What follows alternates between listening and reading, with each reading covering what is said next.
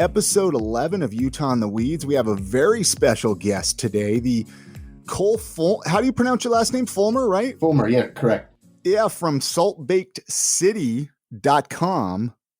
I'm gonna let you kind of tell the listeners what this website is. I think most people can guess what it's related, but well, tell us about the project, because I think the project is slightly different than you imagined it in the beginning.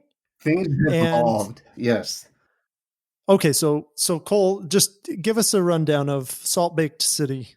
Well, to start from the beginning, late last summer, I got hooked up with the guys at Moonlight Garden Supply, Russ and Cody, who run the hydro store, really the only hydro store in Utah, down on State Street, across from the Salt Lake Community College. But long story short, doing some PR work for them and getting to know the hemp growers that they cater to and the various home growers that come through their shop that are, growing in their backyards or in guerrilla tents, and finding there was a lot of confusion with Proposition 2, whether it existed or whether, it got voted out or in backdoor sessions, got eliminated. A lot of people just didn't know. And being a journalist, I was a little savvy to why. And it, in my opinion, local media just wasn't covering the subject and keeping people informed about the new laws that were taking effect, how to get your medical cards, who could see, like Tim, to go get those cards and credentials started. And it was sad that all this was coming to light inside the local grocery store. And talking with some friends of mine, I was like, we need to have a magazine to help spur this in the right direction and at least educate people on how to get their medical cards and, again, what it entails. But again, being a journalist, I wanted it to go a little bit further.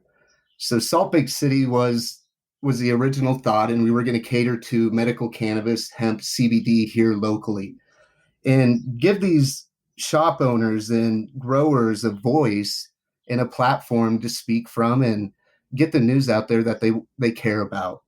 But then also, being a journalist again, we wanted to cast that net a little bit further and cover the green scene news, which in my opinion is bringing back community journalism, where at a time I feel it's really lacking. So again, medical cannabis is our focus. Hemp, CBD, again, falls underneath that as well. But community journalism. So we'll be talking about Prop 2, but that doesn't mean we won't be talking about Prop 3. We've just started to get going. Originally, we wanted to have a print magazine come out prior to 420. And that was going to be our soft release before Utah Can. And we were going to let people know that we're attending the Utah Can Expo, that we existed, and we were going to continue printing out a monthly magazine. Weeks before or really just days before we pulled the trigger on that, Corona hit. And I'm glad that the timing happened the way that it did, because if it was a few days later, I probably would have gone to print and all that money would have been lost. There would have been nowhere to, drop off these 10,000 magazines we were originally going to print. So my small team and I, we collaborated and decided that maybe right now we should just start with the website and try to entertain people through Corona and social distancing. And right now, even at the Utah Department of Health, they have no time to focus on cannabis. All hands are on deck for coronavirus. And that applies for media as well. So I hope that the past month that we have been in operation, we have been enlightening people to what is going on in medical cannabis in Utah. But again, it's an evolving process, and we hope when the world does turn back on, we can dish out a print issue and get out there. But it's been hard because without the farmers markets, without concerts, without things going on, it's been hard to spread the word. And that's why it excites me to be on here talking with you guys, because we can't buy our audience. We can't promote anything on Facebook because we're cannabis related. So everything we do is word of mouth. A month ago, when we started dishing out articles from our website around 420, we had maybe 400 to 1,000 people following us. And Now that we're approaching the end of May, we've got close to 16 to 20,000 people following us here in the state. Not following us, but people that are getting salt baked in front of their eyes and reading some of these articles, which is exciting because we get to see it grow every day, even though we're shut in our living rooms for the most part. I remember getting your phone call. I mean, I had spilled coffee on my laptop and I was heading to the Apple store and you and I were talking on the phone. And this is like days before the world ended. Right. That just, man, that takes me back. That was rough. And it seems like a long time ago. And in reality, it's only been a few months. The last couple of months have seemed like an eternity, right? It Like has just been. like it's like, oh my gosh, Groundhog Day over and over. And that's what I was going to ask you. Is like it's got to be frustrating that you launched this project right at the beginning.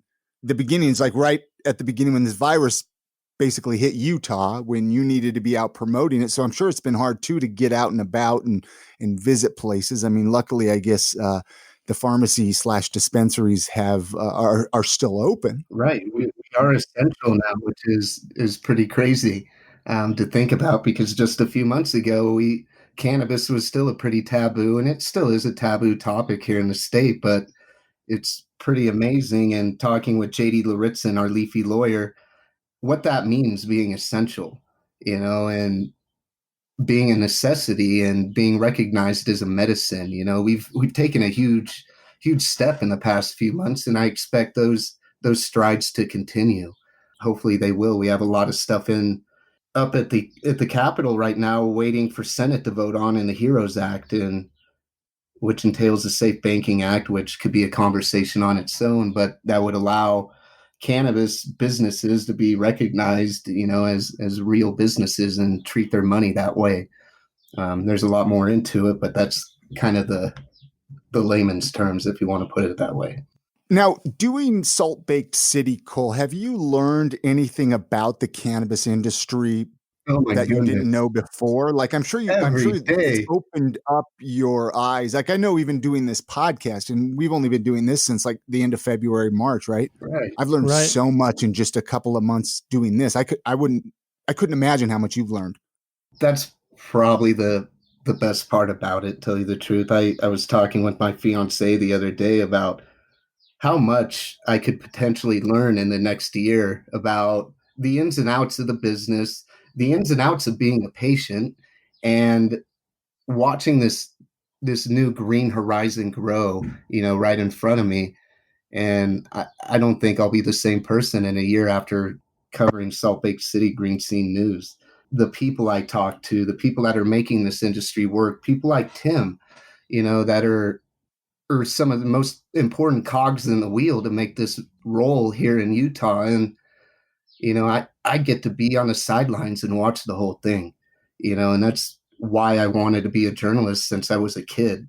Was if I wasn't going to be making those great stories, if I wasn't going to be the professional athlete that people were watching, I wanted to bring those stories to the people. And I get to do that now here in Utah with cannabis, and it blows my mind. How did you get into this, like journalism? What's your background?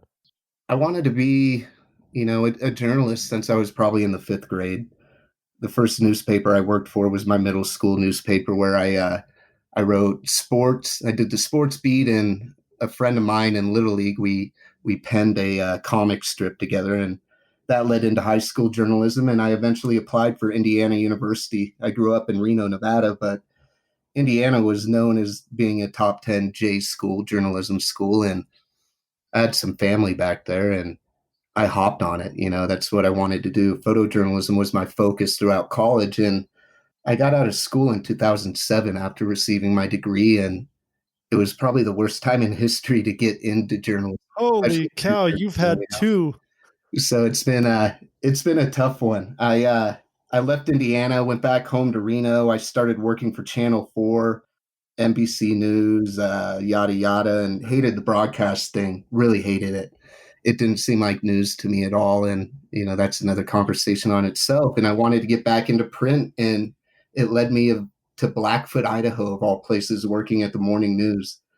And this is back in 2000, yeah, 2000, November of 2007, actually. And I spent about 5 years in Idaho working from the morning news in Blackfoot to the Post Register in Idaho Falls, the Idaho State Journal in Pocatello, the Statesman in Boise a little bit. And eventually I wound up at the Park Record in Park City, covering the business beat as business editor up there.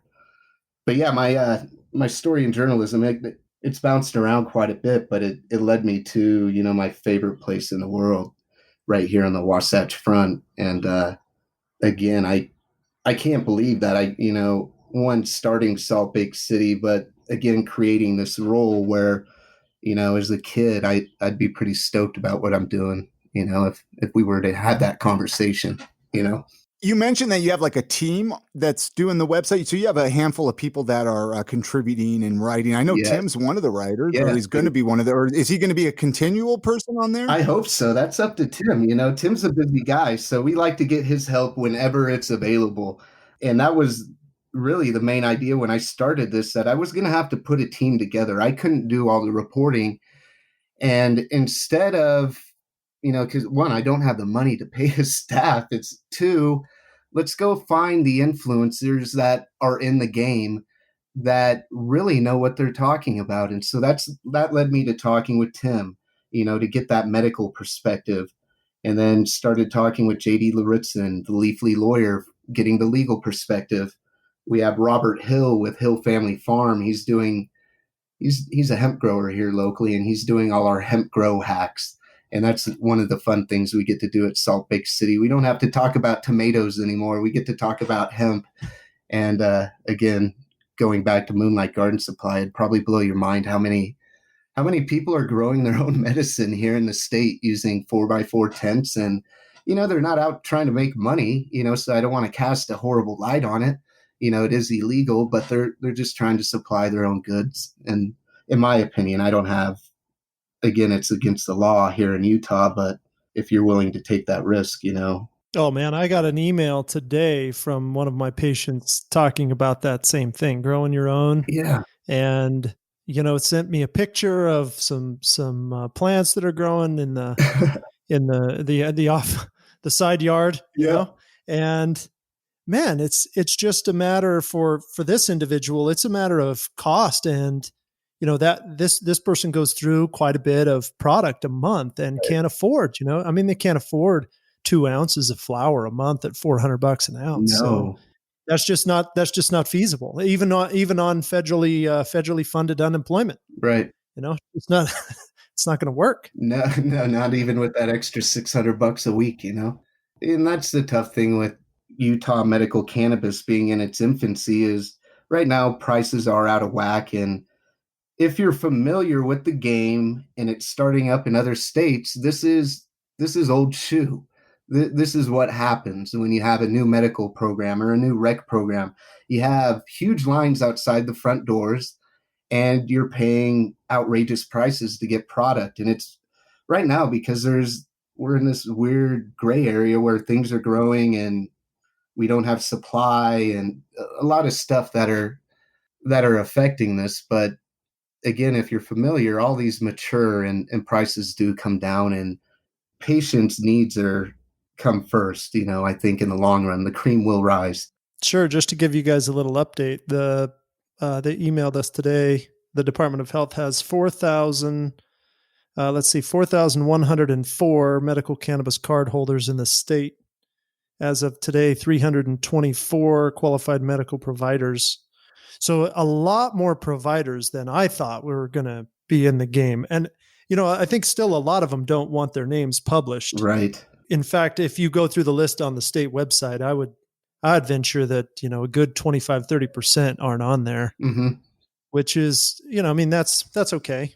Well, I guess if they want to do this privately. And I'm trying to think of how to touch that, but right now it's just when you have a substance one, illegal drug on the federal level, but it's legally state, I can understand your perspective from a doctor, or at least a doctor's perspective, not wanting to put their license at risk, for something that is in the air.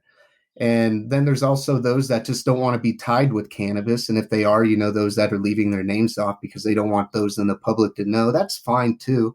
I have some journalists that approach me in working for Salt Lake City, and they want to use pen names because they don't want their fellows to know they're writing for Salt Lake City. And frankly, I, Wow. I, That's in my opinion, I'm putting my name out there, and I expect my writers to as well, because one, it adds to our validity of what we stand for if we're putting our names behind it. If we're hiding behind names, like High Times used to do back in the day, it means we're hiding from the law, and as a patient here in Utah, that's probably number one thing that I appreciate most now is I don't feel like I'm breaking the law when I consume.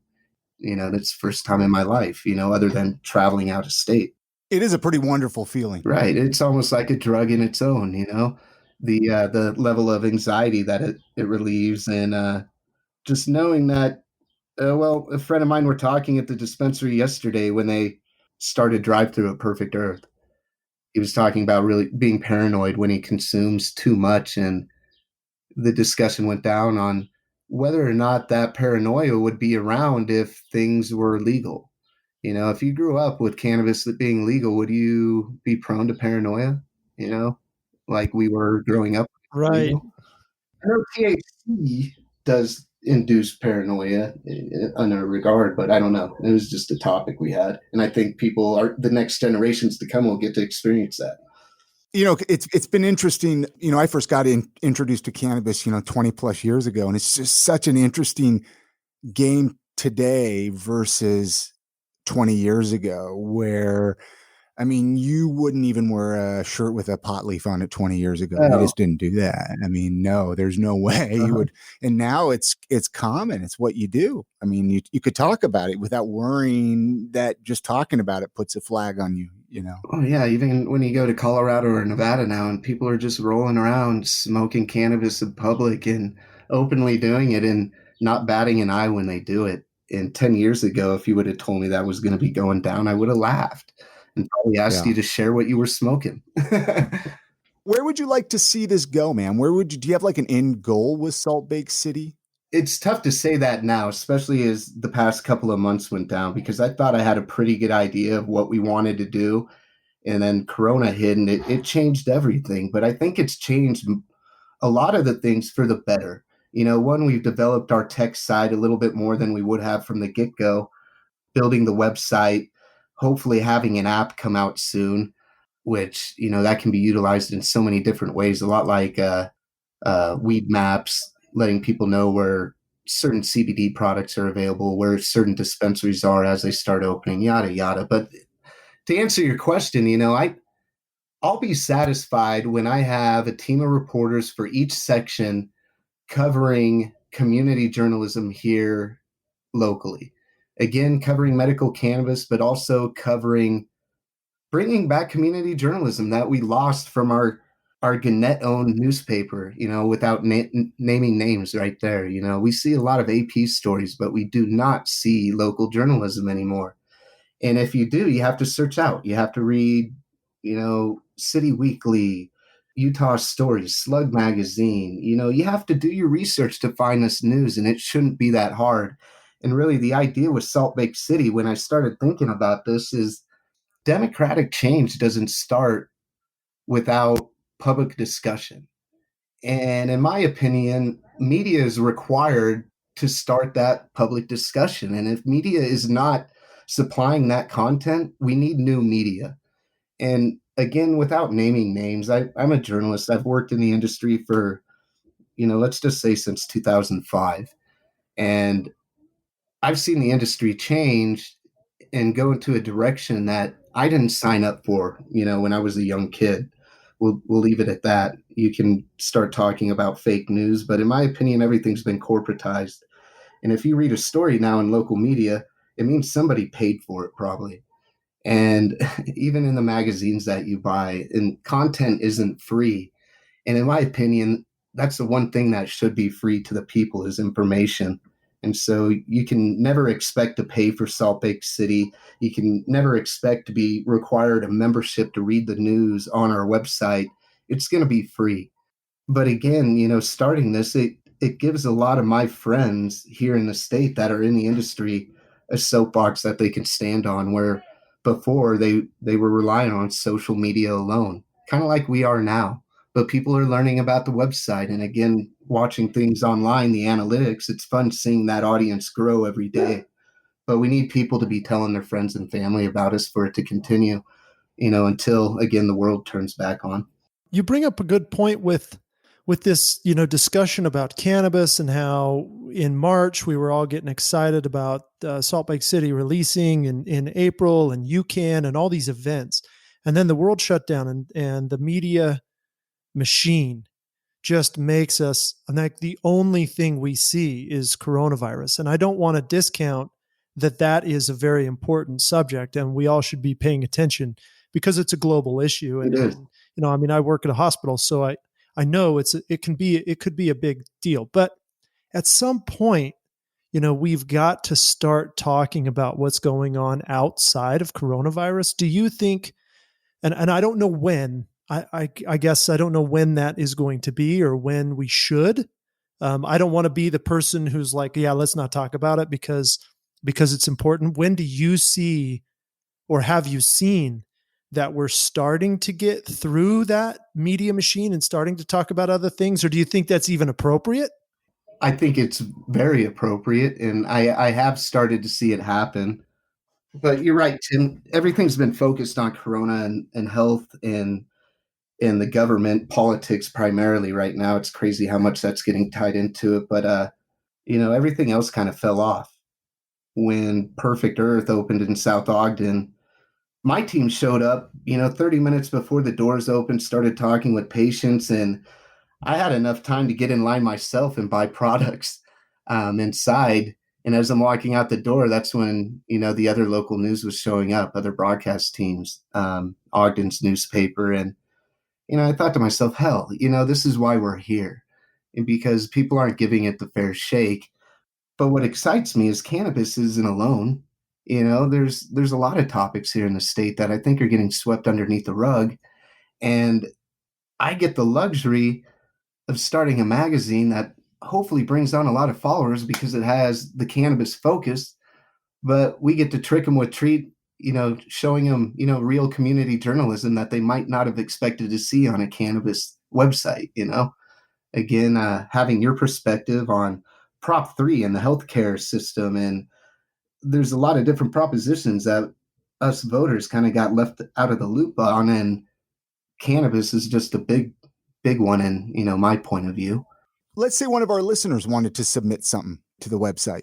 Is that possible, Cole? Yeah, my email is Cole Fullmer at saltbakecity.com, and you can find that on our website, on our Facebook, Instagram page. And I just had a veteran here locally here in Salt Lake City. I won't throw out his whole name yet, but we'll probably dish out his article. But he's a veteran here in the state that's taking advantage of medical cannabis and wanted to tell me his story. And he also wanted to shout out Dragonfly Wellness for opening their drive-through on Monday for veterans on Memorial Day. And he was one of those veterans that was able to partake on that. And in his article that he wrote, he told me about the 30 to 2 hour waits that he was getting used to. And it was nice on Memorial Day to roll through and pick up his supplies within minutes. And it made him feel special, and it's cool how, those little things go a long ways here in the community. And that's one thing, to give Dragonfly some love is they're really here for patients first,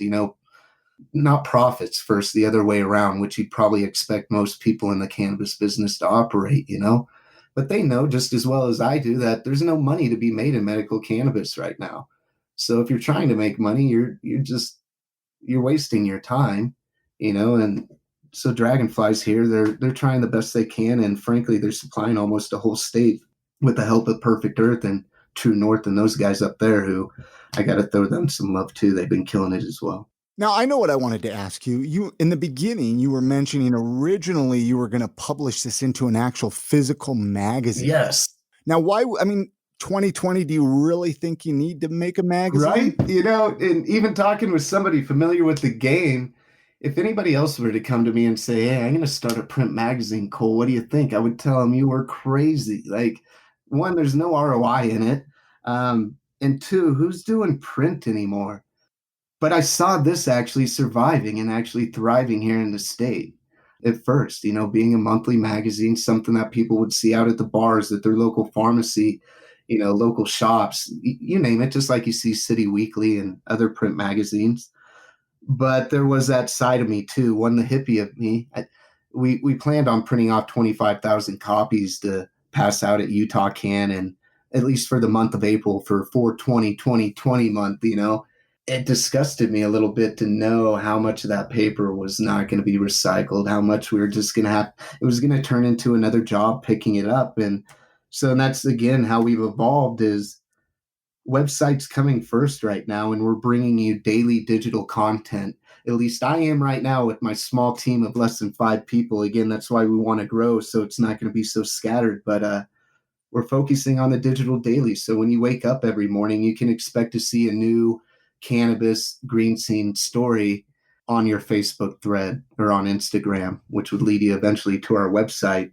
It's just been really tough right now. Right before we started this podcast, I was just finishing up an article, and when we get done, I'll have to publish that to our website tonight and schedule the Facebook post for the next morning, and I'll probably get done around midnight. But that's cool. That's what I've been doing for the past 6 months now, it seems like, and I've really enjoyed the lifestyle I've created for myself. Corona's made it kind of strange. My living room's turned into a newsroom overnight, but I think it'll lead for a fun story here in years to come. Born during COVID. You mentioned just a few minutes ago about like 4/20/20, right? Like, I feel like we got cheated out of like the best month ever, man. Well, Like, you can look at it that way, because one, all the hangout sessions, all the events that were going to go down, we had legal cannabis in Utah for the first time ever, and we'll be able to revisit those big events. And that's what I look forward to when the world turns back on, is all the redos we'll get to do. Dragonfly, Nerith, they're talking about doing a redo 420 event when we can. Talking with other people in the community. Hopefully Reggae Rise Up will still be a thing. We're working on an article right now to let people know about the various events here that take place in summer months here in Utah, that we'll let them know if they've been rescheduled, what their plans are, at least give them an update. Because I know that since things have been turning on a little bit here in the state, people are getting itchy feet. Man, you just bring up like these events that we've missed. And then you talk about the events that potentially would have been done in the summer. And you know what? I just draw a blank now. Am I to the point now where I'm like, oh, events in the summer? Yeah, that I just can't even think about that. Like it's so far away from my reality right now that I don't even know what it would look like to have to go to a concert or to go to a big event that Dragonfly had where everybody was in the parking lot and it was like 420. And I mean, I'm like, what is that like? I think it would be weird too, because I'm even watching television or movies at night with my fiance, and people will be out in social settings and touching their face and leaning on each other. And I'm leaning back in my chair going, oh man, what are they doing? That's not allowed. And so, yeah, it's weird how in 2 months things have kind of, I don't want to say changed because that sounds scary, but I think what's really setting it is we don't know when it's going to turn back on. And as the days, oh no, and I don't think scary thing, is like, I don't even know what to think. There's no planning. There's just no plan. To get married next month, and I think we're going to have to push that back, mostly because we're both transplants here in the state. A lot of out-of-state visitors and a lot of elderly people too. Our grandparents that I don't want them traveling across the country right now. And I've heard of people getting married here in the state where all the attendees are sitting in their cars in the parking lot watching the two get married off in the distance. And I don't want to be that couple. I don't want to remember that day that way. Like, come on. I think from a healthcare perspective too, I mean, I see this lasting. I think I see this lasting a lot longer. Yeah. Not that we're not going to go out to eat or we're not going to be able to go do things, but that this lack of touching and hugging and the physical contact. Lately, I've been really missing shaking people's hands in the office. Yeah. And I have a lot of patients who want to get up and give me a hug, like in January and February when they were there. And it's sad. Do you want a hug, Tim? Can I give you a Yeah, hug? can you give me a hug through Ever the? hug. I mean, like my son now has this. He's like virtual hug, and that's what he does to my parents. He'll be like, virtual hug, and he just reaches his arms around himself. Yeah, people aren't even making eye contact in the grocery store, and it's just a weird time. It's taking a lot of Yeah. the being a person out of being a person. I don't know. And see, here we are talking about, we have a cannabis podcast, and we're just like everybody else. We've been trained by the machine, man, Yeah. to talk about COVID and to accept the reality that's been given to us, regardless of what's true. And I'm not saying that it's not or not, conspiracy theorist, whatever you are, Right. we are becoming what we have been Right. And we were told sitting to there just become. bringing it Come up, on. and we fell into our own trap. And here we are talking about COVID when I just want to talk about cannabis. Well, you brought up the anxiety thing before, and you know what I was going to say, and to bring us back online is, anxiety isn't a qualifying condition in Utah, but you make a really good point, Cole, when you talk about the anxiety of smoking weed or the anxiety of consuming medicine like medical cannabis, and having your card or being legal eliminates that anxiety. So in a sense, what you're saying is anxiety is a qualifying condition because you get rid of your anxiety by having legal access.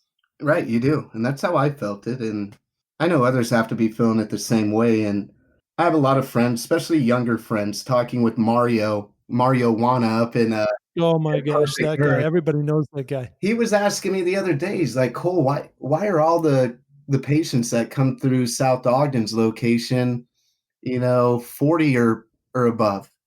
And I had to sit back and think about it a little bit. And there's a couple of different reasons I think why, but the younger population just doesn't have the money to one go get their card. Maybe when I was 21, I didn't have 250 extra dollars to go visit the QMP, follow through, register with the state, so on and so forth.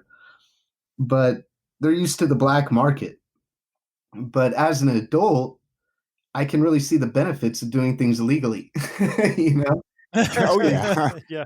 Especially after living my 20s, even my early 30s, the school of hard knocks, we'll put it that way. But I like doing things legally now, and that's what excites me about this. But I think that's where a lot of our patients are coming from. You brought up the numbers, and the numbers really intrigue me right now with the amount of cards that we have and the amount that the state is predicting we'll have by the end of the end of the year. I mean, one, we didn't take into account the recommendation letters and having those available. Yeah, so Utah has put out a report on that, and you can dig through. I think if you dig through the Department of Health website, I've read a report that there are thousands, more than 1,000 letters that are out there that are being used. A couple of weeks ago, the pharmacies were needed to report how many defense letters they had registered at their locations. And talking with Nerith, they had about 1,500 at the time. Perfect Earth had just started up, so I think they were a little bit less than that. But again, you brought up we have 4,000 cards. The state was projecting, and I think they still are, that we were only going to have 10,000 patients by the end of the year. And I think we'll have actual cards, which doesn't entail how many defense letters. So at Salt Lake City, 3 months really leading into that, we're going to start reminding people you need to register with the state or you're no longer going to be recognized as a patient in the state. And I think that's going to throw a lot of people off. Oh, it's going to be a real big issue because you're going to have, 2 or 3,000 people on the low end probably that'll have these letters. And there's going to be a lot of those people who want their QMP to just turn it over to a 6-month card, Right. For free. But that's not how medicine really works. I mean, that's not how our malpractice works or the law works. That is going to be, maybe that'll be one of the columns that I write in the fall, September, October, kind of explaining that this is it's a little more nuanced than just, turning it on and hey, you've got another 6 months. Yep. And even though we're getting through the initial confusion, it kind of scares me the amount of confusion we're going to run into again. And why I wanted to start Salt Lake City is I want to see this program succeed in the state. And I'm not out to, put out fake news or, push a topic that I love without the facts behind it. So again, being a journalist, people can expect that from us, but again, we're rooting for this to succeed. We're out to help Dragonfly do, as well as they can. Same with every other dispensaries they open up in the state. But patients come first. We get to have a lot of fun. My staff and I, if we hold true to educating Utah residents about, this new medicine, it allows us to have a lot of fun as well. Well, I love what you're doing, man. I think you're doing a great job. I mean, it's a beautiful website. Yeah, I really like the website. Looks great. The writing is really good. So I appreciate that.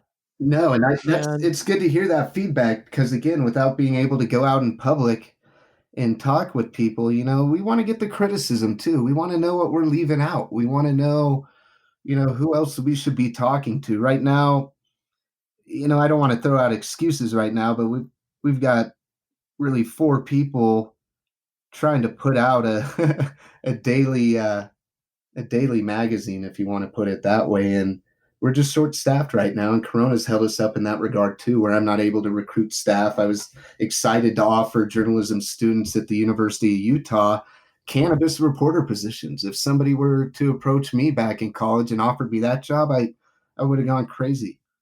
So we like to have a lot of fun with this. It's but again, and we wouldn't be doing nearly as well as we would if we didn't have people like Tim helping out, JD Laritson, again, people that are actually working in this industry and again making sure that it survives.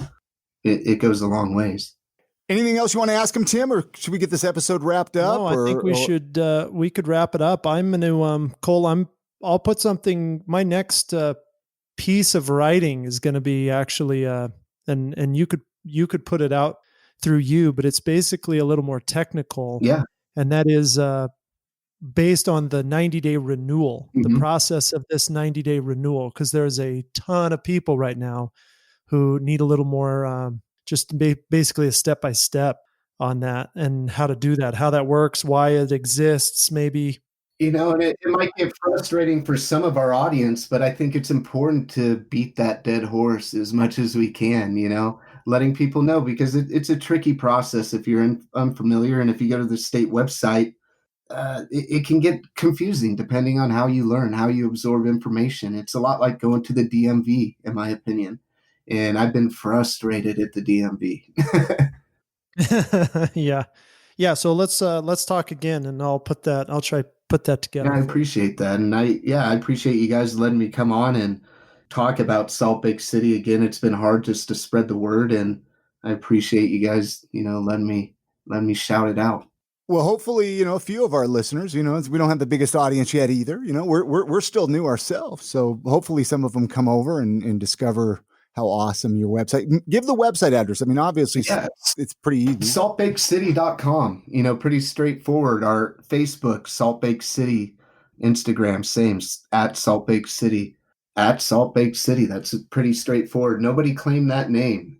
But I don't know. I've been watching you guys. Again, you guys are new, but we're right behind you when it comes to doing these Zoom interviews and bringing Q&As. And I can't thank you enough for letting me, stand on the sidelines a lot like the cannabis industry and watch how it's done, and setting the bar high, especially with I Am Salt Lake. I really appreciate you letting us spam on your page too and letting us post our stories. That's the only way that I could get those stories out is I wake up in the morning and I post them as many places as I can. And sometimes it's respected well, sometimes it isn't. Well, and that's actually, I mean, speaking of that, Cole, actually with that I Am Salt Lake community, it's been pretty fun with what I built up, and I'm trying to make that cannabis friendly, right? Yeah. Like obviously it fits the crowd well. I mean, obviously eventually maybe one day we'll have our own Facebook group, right, Tim? Utah and the Weeds Facebook group, right? But and t-shirts.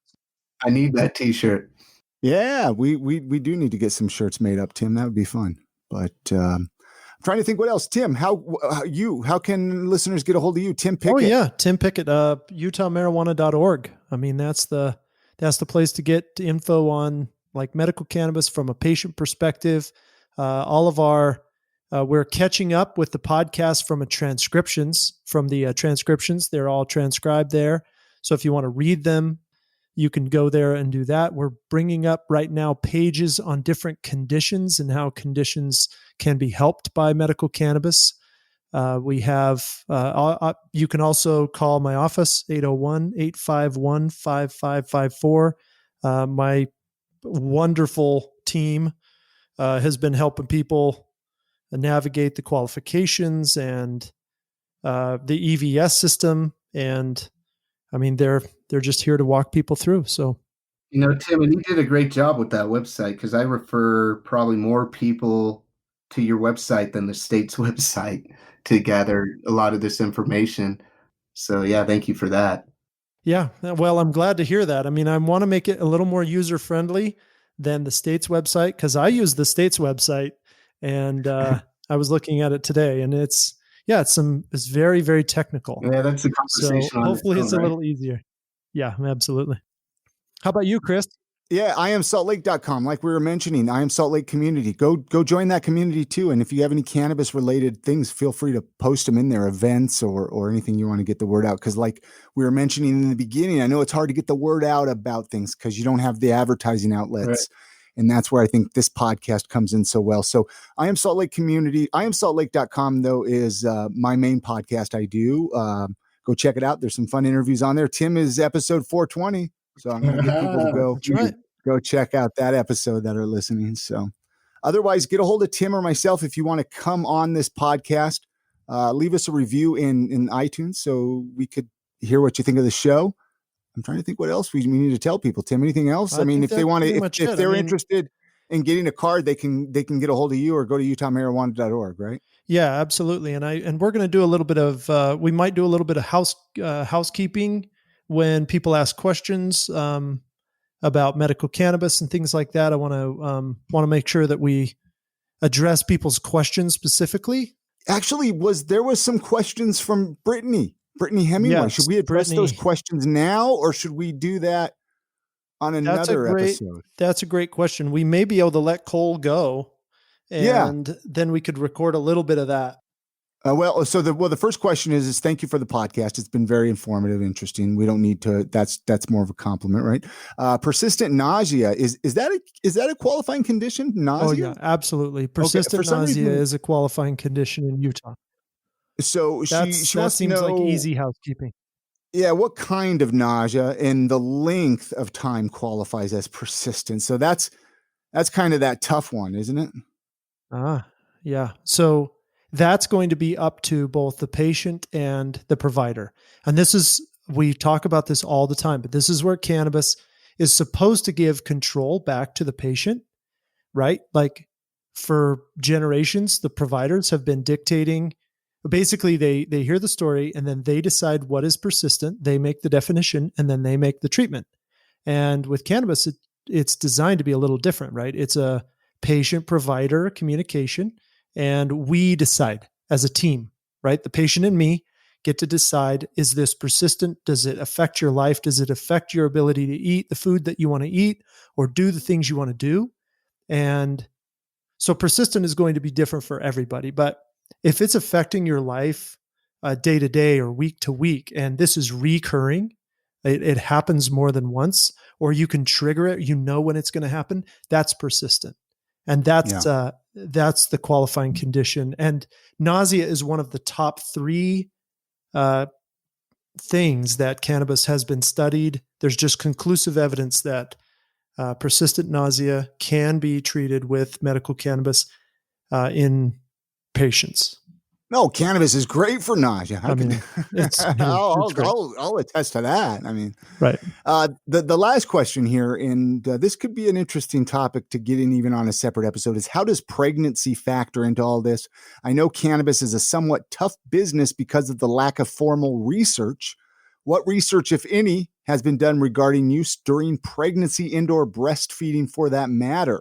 I did some research on this today, because I knew we were going to potentially discuss this question. So the reason we don't do research on cannabis and pregnant women and breastfeeding women is if we don't know the outcome, then we're definitely not going to put these women into some type of harm's way, right? Medicines do no harm first, and we don't know the outcome, so we're not going to do studies. We don't do very many studies on pregnant women or breastfeeding babies. What we do is we ask women who, like in these surveys, and so we do different types of research. We find that there's some studies that say, upwards of 20 to 30% of pregnant women may use cannabis sometime during their pregnancy, depending on the groups you ask. So there's certainly women who are using cannabis for nausea during pregnancy or for various reasons. But the studies that I read today were in women that had lower birth weight children, right? Their babies were lighter. And we know that heavier babies tend to be healthier to a certain extent. So we want our babies to be fat and healthy, right? Chubby little babies. And we found that there's some evidence to suggest that heavy cannabis use during pregnancy may increase the risk of a lighter weight baby, a low birth weight baby. So we don't want to do that. So the problem with that study and the studies in general in those populations is that they were also smoking tobacco. And we already know that smoking tobacco and nicotine, that's pretty negative. So once you take that into consideration, then the evidence is now mixed. Now you can't tell. So the bottom line is we just don't know.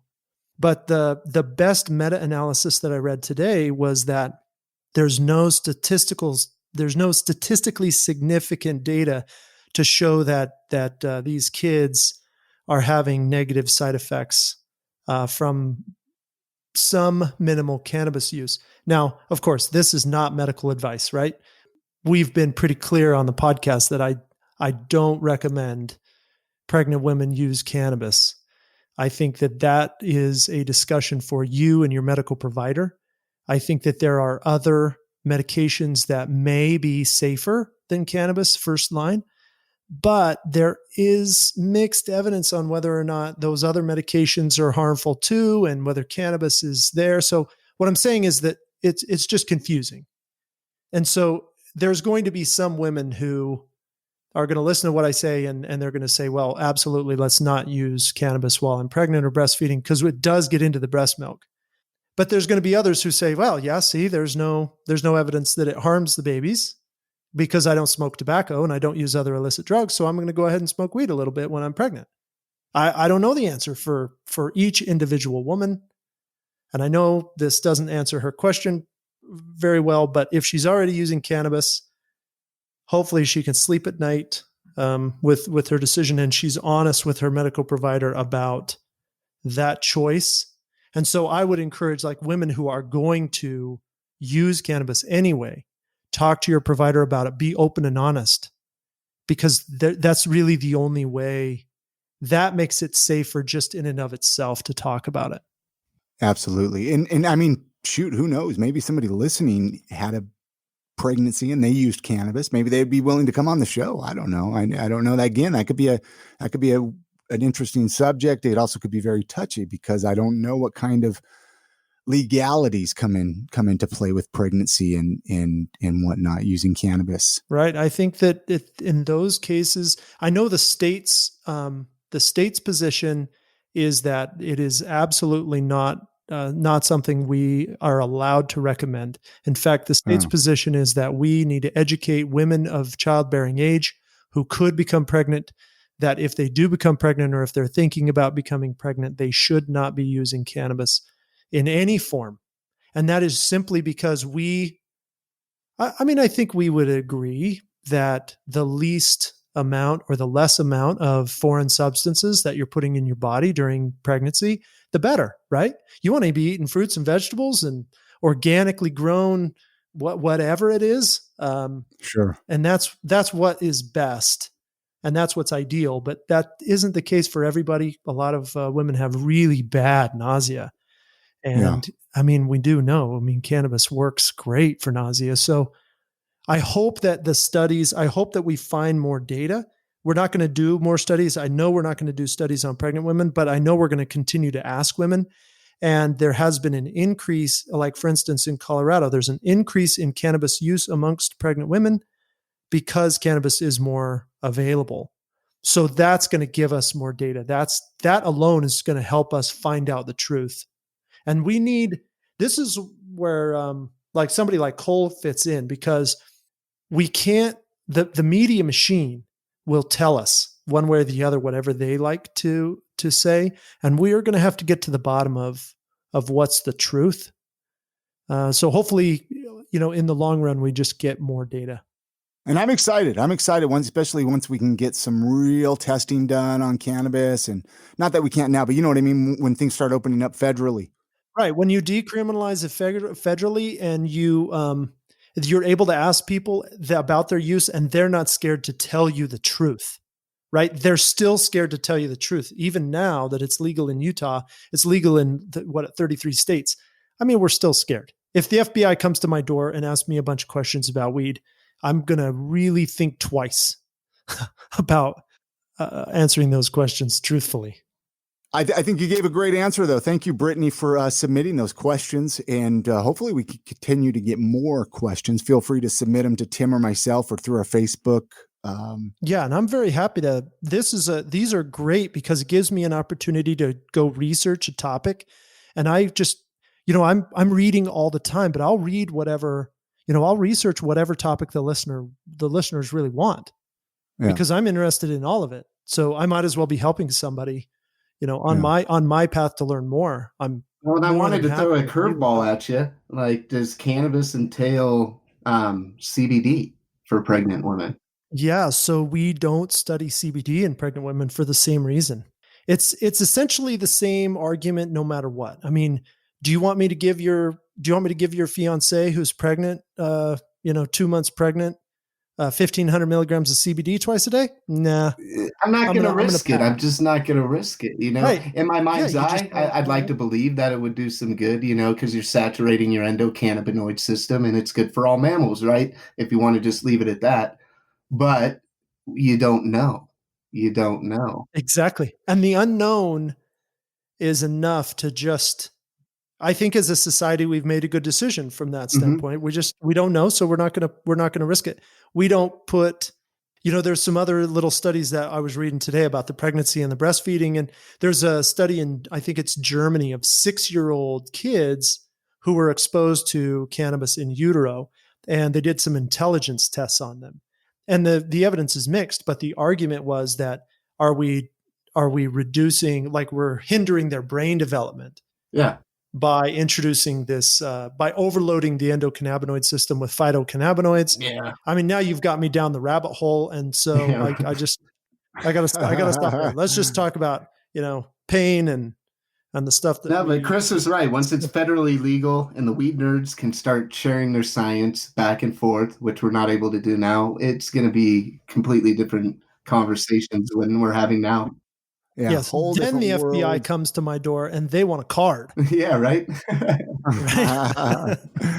Like, Tim, hook me up. Anyway, let's get this episode wrapped up. saltbakecity.com. Thank you again, Cole, for coming and doing the podcast. Go check out saltbakecity.com and send Cole a message. Say you heard him on this podcast, right? Say, hey, I heard you, man. You did great. So, any feedback, it would be great right now. We're just starting. So anything, it's easy to make changes now.